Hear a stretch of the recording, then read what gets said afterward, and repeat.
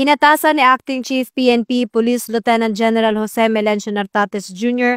ang malawakang mobilisasyon ng lahat ng kapulisan at kagamitan upang matugunan ang pangangailangan ng mga residente matapos yanigin ng magnitude 6.9 na lindol ang lalawigan ng Cebu noong Martes ng gabi.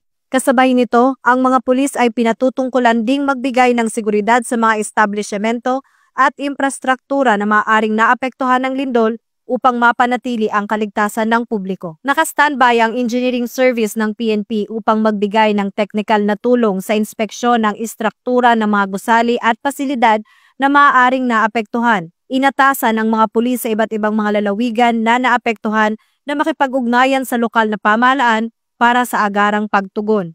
Sinisiguro naman ang seguridad ng mga police station sa Cebu na panatiling bukas ang mga communication lines upang mabilis na matugunan ang mga nangangailangan pa ng tulong. Mahigpit din ang koordinasyon ng PNP sa mga lokal na pamahalaan, National Disaster Risk Reduction and Management Council at iba pang ahensya para sa maayos na pagtugon sa kalamidad.